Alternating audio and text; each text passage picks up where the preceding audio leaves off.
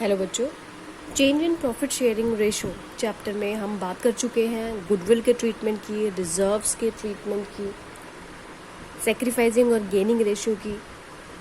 आज हम बात करेंगे कि हम एसेट और लायबिलिटीज़ का रीवैल्यूएशन क्या होगा जब प्रॉफिट शेयरिंग रेशो चेंज होती है, क्योंकि प्रॉफिट शेयरिंग रेशो चेंज होने पे एसेट और लायबिलिटीज़ को रीवैल्यूएट किया जाता है। मतलब कुछ एसेट्स हमारी वैल्यूड बढ़ गई होंगी या घट गई होंगी, या फिर हो सकता है कुछ लायबिलिटीज़ हमें पे ही नहीं करनी, या फिर कुछ लायबिलिटीज़ हमारी बढ़ गई है। तो इन सब चीज़ों पर भी हमें देखना होता है, हमारी एसेट और लायबिलिटीज़ का रीवैल्यूएशन किया जाता है। तो उस केस में हम रीवैल्यूएशन अकाउंट बनाते हैं। कौन सा अकाउंट बनाते हैं? Revaluation account. रीवैल्यूएशन अकाउंट बनाते हैं एसेट और लायबिलिटीज़ का रीवैल्यूएशन करने के लिए। उसमें जो भी हमारा नुकसान या फ़ायदा हुआ है, तो उस केस में ये भी पार्टनर्स को पुरानी प्रॉफिट शेयरिंग रेशियो में ही बांटना होता है। इस रीवैल्यूएशन अकाउंट को हम profit and loss adjustment account भी कहते हैं। तो ऐसे हमारा स्ट्रक्चर होता है रीवैल्यूएशन अकाउंट का। पर्टिकुलर्स, डेबिट, क्रेडिट और अमाउंट। अब आइटम क्या क्या आएंगे उससे पहले मैं आपको एक बात बताना चाहती हूँ कि revaluation of assets and liabilities जब किया जाता है,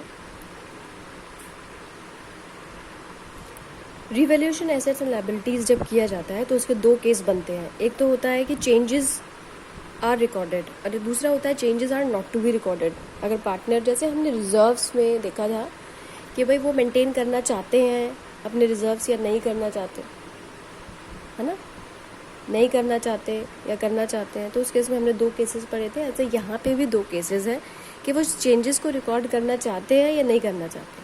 अगर चेंजेस को रिकॉर्ड करना चाहते हैं तो उस केस में उन्हें ये रीवैल्यूएशन अकाउंट बनाना पड़ेगा। तो उस केस में बनेगा हमारा रीवैल्यूएशन अकाउंट, ठीक है। और अगर चेंजेस को वो रिकॉर्ड नहीं करना चाहते हैं तो उस केस में होगा क्या कि जो भी ओवरऑल इफेक्ट जो भी होगा एसेट एंड लायबिलिटीज़ का, रीवैल्यूएशन तो हमें करना पड़ेगा, चेंजेस तो हमें अपनी एसेट लायबिलिटीज़ में देखने पड़ेंगे, तो लेकिन जो ओवरऑल इफेक्ट है शुड बी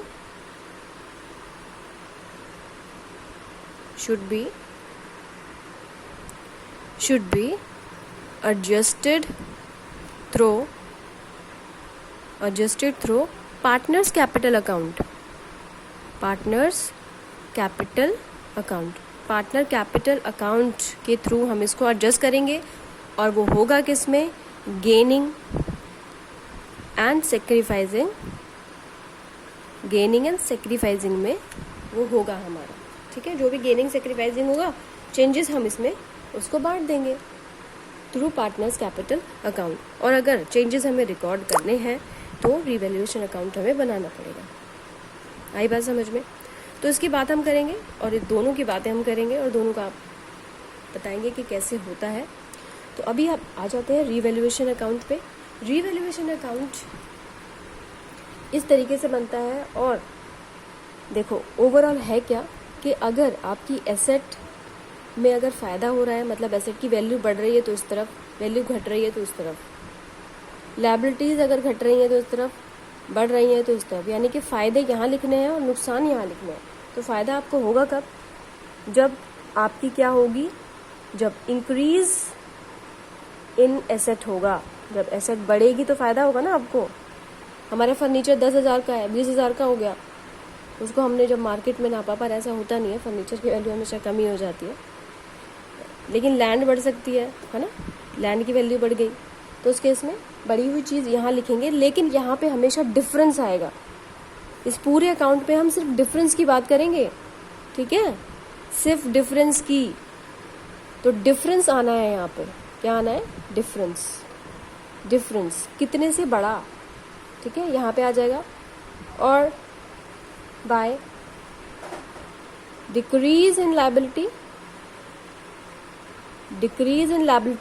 लायबिलिटीज अगर घटी है तो हमने क्रेडिटर को पे करने थे 10,000, लेकिन वो कह रहा है भाई 7,000 दो और मामला ख़त्म करो यहीं पे, 3,000 का हमें फ़ायदा हो गया है ना। तो फ़ायदे यहाँ। और अगर कोई भी ऐसी एसेट है जो हमने अपनी बुक्स में रिकॉर्ड नहीं की थी, अब कर रहे हैं, तो वो भी एक तरीके से हमारी एसेट बढ़ी है, तो उसको हम कहते हैं अनरिकॉर्डेड एसेट्स यहाँ पे। ठीक है, एसेट बढ़ेंगी तो यहाँ, लायबिलिटी घटेंगी तो यहाँ, अनरिकॉर्डेड कोई एसेट आ गई है तो यहाँ। ये फ़ायदे वाली चीज़ें हैं सारी।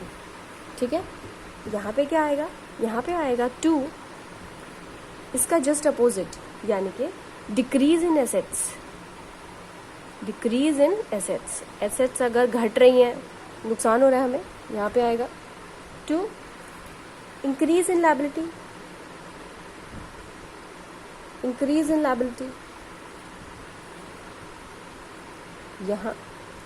और अनरिकॉर्डेड लायबिलिटी कोई आ गई है, अनरिकॉर्डेड लायबिलिटी, अनरिकॉर्डेड कोई लायबिलिटीज है तो यहाँ पे आ जाएगी। आई बात समझ में? अच्छा, अब उसके बाद जो भी चेंजेस हुए हैं, यहाँ चीज़ें बढ़ी हैं, यहाँ पे घटी हैं, तो इसको ऐड करो, इन तीनों को माइनस करो, और जो भी प्रॉफिट आ रहा है, प्रॉफिट इस तरफ आएगा, लॉस आपका इस तरफ आएगा। हो सकता है कि लायबिलिटी बढ़ गई है आपकी, यहाँ पे कुछ फ़ायदा हुआ ही नहीं है आपको, एसेट एज इट इज़ है आपकी, कोई अनरिकॉर्डेड एसेट भी नहीं है, तो उस केस में लॉस आएगा और लॉस यहाँ पे बांटा जाएगा। ठीक है, तो प्रॉफिट है तो प्रॉफिट यहाँ, profit transferred, A and B partner लेके चल लेते हैं, ए एंड बी, और यहाँ पे फाइनल फिगर। और अगर लॉस है तो यहाँ पे सीधी सी बात है, लॉस ट्रांसफर्ड ए और बी। ठीक है, हाँ होगा दोनों में से कोई एक ही, या तो ये, ऐसा नहीं है, तो प्रॉफिट भी हो जाएगा, लॉस भी हो जाएगा, है ना।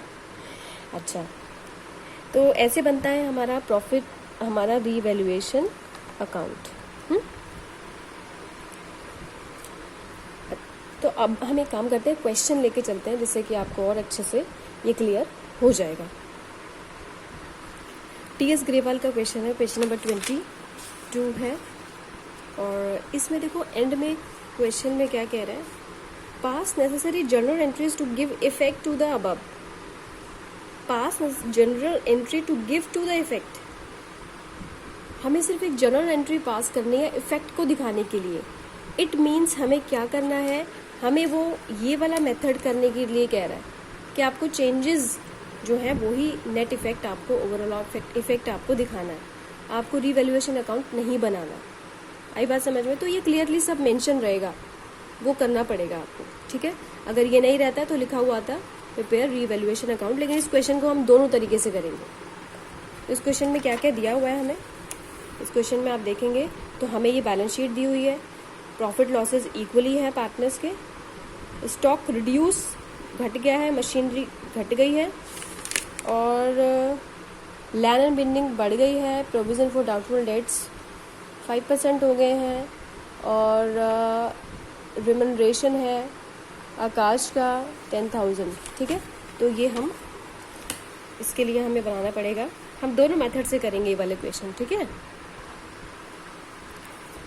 Value of stock to be reduce 1,25,000। Stock हमारा पहले है, स्टॉक हमारा है 1,40,000, अब हो गया है 1,25,000। तो इस केस में हमारा स्टॉक क्या हो गया है, घट गया हमारा स्टॉक, है ना।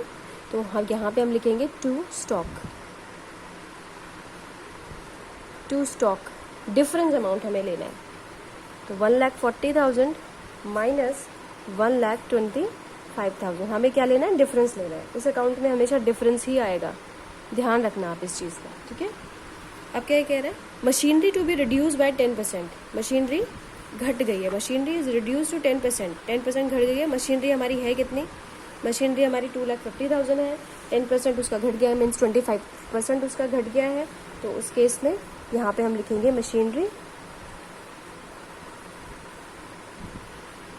मशीनरी हमारी है लैंड मशीनरी। ठीक है, तो 2.5 लाख में से यहाँ पे माइनस कर देंगे हम कितना, 25,000।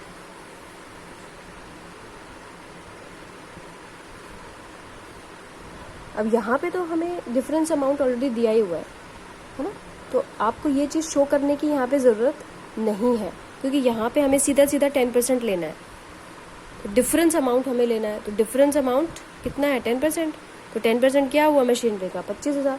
तो आपको ये चीज़ लिखने की यहाँ ज़रूरत नहीं है, यहाँ ज़रूरत है क्योंकि यहाँ पे ओपनिंग दे रहा है, क्लोजिंग दे रहा है, स्टार्टिंग दे रहा है, एंड दे रहा है, तो इसमें डिफरेंस अमाउंट यहाँ पे लेना पड़ेगा। और यहाँ पे आएगा हमारा 10% ऑफ 2.5 लाख, 25,000 आ गया। ठीक है, और क्या चीज़ है?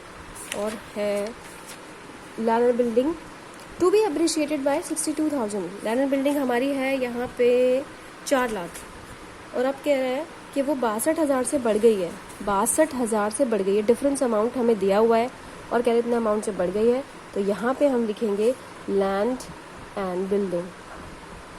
Land and building difference amount हमें दिया हुआ है, तो यहाँ पे हमें लिखना है 62,000। ठीक है, 62,000 यहाँ। और कह रहा है provision for doubtful debts to be made 5% on sundry debtors. तो पहले प्रोविजन नहीं था, लेकिन अब प्रोविजन है। तो प्रोविजन एक तरीके से क्या है हमारा? हम प्रोविजन कब बनाते हैं? जब डाउटफुल डेट्स हमारी रेज होती हैं। तो उस केस में ये कंपनी का क्या है, फर्म का क्या है, नुकसान है। तो उस केस में ये नुकसान है, तो हम यहाँ पे इस तरफ लिखेंगे इसको। ठीक है, तो provision for doubtful dates 5% on sundry debtors. तो 80,000 के हमारे डेटर्स है, 5% इसका हो गया 4,000। ठीक है, और क्या दिया हुआ है हमें? Akash was to carry out reconstitution of the firm, remuneration 10,000। अच्छा, ये सारा जो काम करवाया जा रहा है ये आकाश के थ्रू करवाया जा रहा है, और उसको हमने कह दिया कि 10,000 हम तुझे देंगे। तो एक तरीके से देखा जाए तो एक तरीके से करंट लायबिलिटी में आ जाती है कि हमारा वो एक तरीके से क्रेडिटर बन गया, हमें उसको अलग से पैसा देना है ये काम करने के लिए। तो ये भी रिवैल्यूएशन में आएगा, क्योंकि करंट लायबिलिटी का पार्ट बन गया है ना। किसी को पैसा देना है तो करंट लायबिलिटी का पार्ट है। तो यहाँ पे लिखेंगे हम आकाश कैपिटल अकाउंट। आई बात समझ में? आकाश कैपिटल अकाउंट कितना दे रहे हैं हम उसको? हम उसको दे रहे हैं 10,000। ठीक है,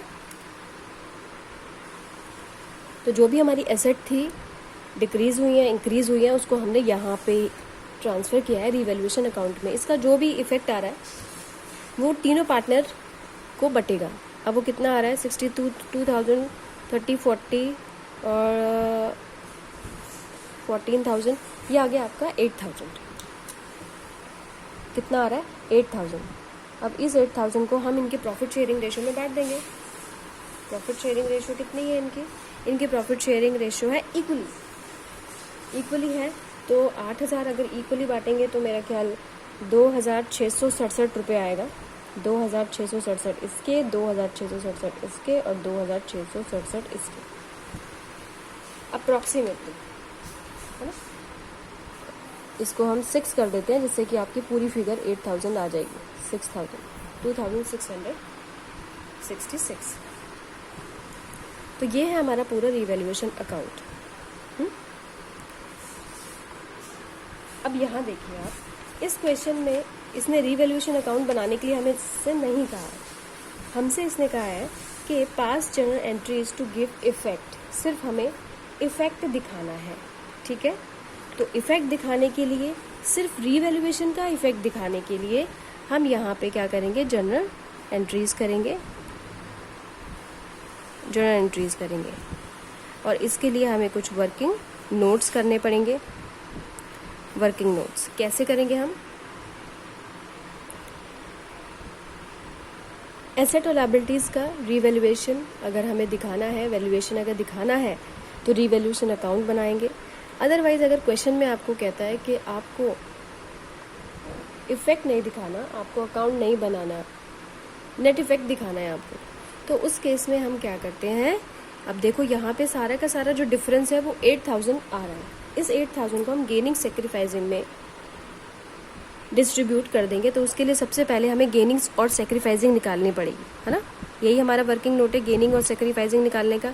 अब यहाँ पे 3 पार्टनर्स हैं हमारे, आशीष, आकाश और अमित, 3 पार्टनर है हमारे। और पहले ये बांट रहे थे 1/3, 1/3 और 1/3 में। अब इनके प्रॉफिट शेयरिंग रेशियो है 2/5, 2/5 और 1/5। तो इस केस में हम गेनिंग सेक्रीफाइसिंग निकाल लेते हैं।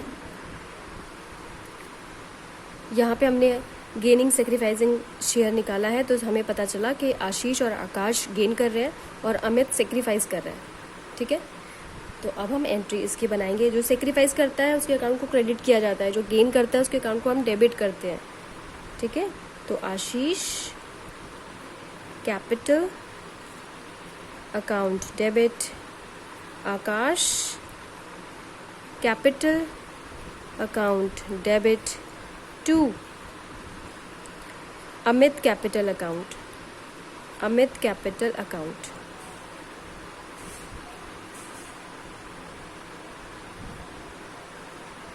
ठीक है। तो यहाँ पे हमें लेना पड़ेगा हमारा 8000, जो भी डिफरेंस आया है, जो भी रीवैल्यूएशन करने पे आया है 8000 का जो इफेक्ट है, उसको हम बांट देंगे। तो इस केस में हमारी ये एंट्री होगी। पूरा 8000 जो भी डिफरेंस आया है उसका हम लेंगे 2/15, 2/15 और 1:1 में 1066 को हमने बांटा, तो 533 और 533 आया। तो ये जस्ट इफेक्ट है जो हमने लिया है। आई बात समझ में? तो ये 2 मेथड हैं जो हमने सीखे हैं, रीवैल्यूएशन अकाउंट बनाना और एडजस्टमेंट एंट्री दिखाना। ठीक है, हमें क्वेश्चन के हिसाब से चलना पड़ेगा, जो भी हमसे पूछेगा। अगर क्वेश्चन नंबर 21 आप देखोगे तो क्वेश्चन नंबर 21 में देखो आप क्या बोला हुआ है, पास नेसेसरी एडजस्टमेंट एंट्री। तो इस केस में आपको ये वाला मेथड लगाना है, pass necessary adjustment entry to made because of above changes value of assets liabilities, however old values will continue in the books. यानी कि जो बुक्स में एंट्रीज है वही चलती रहेंगी। ठीक है, हमें क्या दिखाना है, एडजस्टमेंट एंट्री। तो एडजस्टमेंट एंट्री में इस क्वेश्चन में आपको ये करना है। ये क्वेश्चन मैंने आपको दोनों मेथड से बताया है। ठीक है, लेकिन 22 क्वेश्चन में आपको सारी जनरल एंट्रीज करनी है, इसमें कोई एडजस्टमेंट एंट्री नहीं है। देखो यहाँ पे एडजस्टमेंट एंट्री नहीं है, ये चीज़ आपको समझनी पड़ेगी बच्चे। एडजस्टमेंट एंट्री नहीं है, बस आपको जनरल एंट्रीज करनी है। Pass necessary general entries to give effect to the above, तो सारी जनरल एंट्रीज करनी पड़ेगी। और इस क्वेश्चन में अगर देखा जाए तो इन सब की जनरल एंट्री हमें बनानी पड़ेगी, जो कि मैं आपको पहले भी बता चुकी हूँ कि जनरल एंट्रीज कैसे बनती हैं। अगर ये इसकी जनरल एंट्री हमें बनानी है तो क्या आएगा, land and building to revaluation. अगर ये यहाँ की एंट्रीज हमें बनानी है तो revaluation to stock, revaluation to machinery, revaluation to provision for doubtful debts, revaluation to Akash capital. और फिर प्रॉफिट हमने ट्रांसफर किया है तो revaluation to Akash, to Ashish, to Amit. Simple. तो ये सारी एंट्री आपको करनी पड़ेगी इस वाले क्वेश्चन में, जो क्वेश्चन हमने अभी किया है। इस क्वेश्चन में हालांकि सेकंड मेथड करने के लिए नहीं कहा था, लेकिन दोनों मेथड से मैंने आपको ये समझाया है। अच्छा, इस क्वेश्चन में ये तो हमने कर लिया था, लेकिन हम अगर यहाँ पे अगर हम नज़र मारें तो इस केस में यहाँ देखो जनरल रिजर्व भी हमें बांटना है। तो जनरल रिजर्व लास्ट क्लास में आपको बता चुकी हूँ, जनरल रिजर्व के लिए क्या करना पड़ेगा, हमें पार्टनर्स को बांट देना पड़ेगा, क्योंकि जनरल रिजर्व के बारे में कुछ नहीं कहा गया है तो हम बांट देंगे। और यहाँ पे ऐसा कुछ भी नहीं है। यहाँ पे अगर हम देखें तो एडवर्टीजमेंट सस्पेंस अकाउंट दिया हुआ है। एडवर्टीजमेंट सस्पेंस अकाउंट एक तरीके से लॉस है, यानी कि प्रॉफिट एंड लॉस, जो कि डेबिट बैलेंस आप इसको आप समझ सकते हैं कि ये एक तरीके से लॉस है। तो लॉस भी जैसे हम यहाँ रिजर्व बांट रहे हैं, ऐसे हमें यहाँ पे लॉस भी बांटना पड़ेगा। ठीक है, आई बात समझ में? ओके बच्चों, आई होप आपको ये क्लास आपको समझ में आया होगा अच्छे से। इससे रिलेटेड जितने भी क्वेश्चन हैं आप आसानी से उसको कर सकते हैं आप। थैंक यू बच्चों, थैंक यू वेरी मच।